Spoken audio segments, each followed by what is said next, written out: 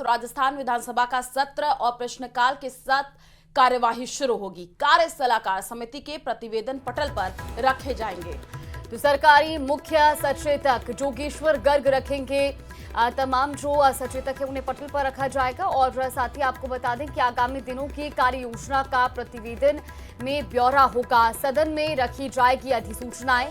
तारांकित सवालों की सूची में 24 प्रश्न हैं, तो वहीं अतारांकित सवालों की सूची में 25 प्रश्न हैं।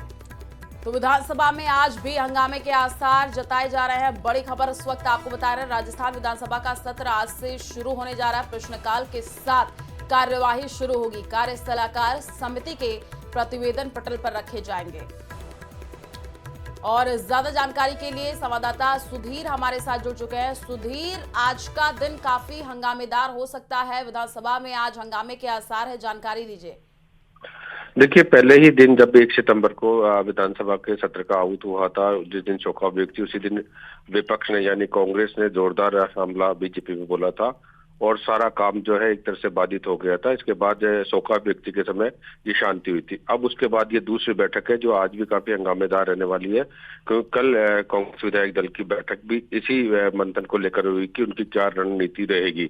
तो जब तक सदन चलेगा तब तक विपक्ष कोई न कोई किसी न किसी मामले को रोज पुरजोर तरीके से उठाएगा और इधर सरकार अपने कामकाज को करवाने को लेकर रहेगी। खासतौर से आज 2 विधेयक सदन के अंदर से पारित किए जाएंगे। इन दोनों विधेयकों में एक तो प्रवर समिति का जो फीस नियंत्रण वाला जो मामला था कोचिंग संस्थानों के ऊपर, उसके प्रतिवेदन पर आज सुविधाई कार्य भी होगा, जिसमें राजस्थान कोचिंग सेंटर नियंत्रण और विनियमन विधेयक 2025 सदन में रखा जाएगा और उसको पारित होगा। इसके बाद एक राजस्थान स्वास्थ्य विज्ञान विश्वविद्यालय संशोधन विधेयक 2025 है। ये 2 विधेयक आज सदन से पारित होंगे।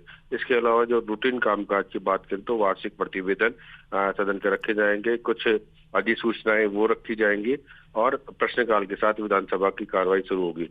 सबसे महत्वपूर्ण रहेगा कि विशेषाधिकार समिति में एक मामला चल रहा है, जिसमें जो विधायक है भरतपुर के डॉक्टर सुभाष गर्ग, उनके खिलाफ एक मामला चल रहा है, जिसमें भरतपुर में लोहागढ़ फोर्ट के निवासियों को स्थानीय प्रशासन द्वारा नोटिस और धमकी से जुड़ी मामला था।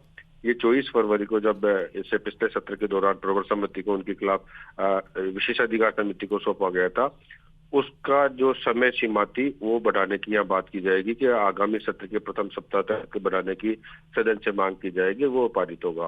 तो आज कहें कि एक और सरकार अपने कामकाज करवाने रहेगी तो दूसरी ओर विपक्ष सरकार पर हमलावर रहने की भी कोशिश करेगा। जी बिल्कुल सुधीर, और हमने जब सत्र शुरू हुआ था पहले दिन तब भी देखा कि किस तरीके से विपक्ष जो है लगातार हंगामा करते रहा। आज भी जोरदार हंगामे के आसार हैं। क्या कुछ मुद्दे आज रहने वाले हैं जिनको लेकर आज जबरदस्त हंगामा देखने को मिल सकता है?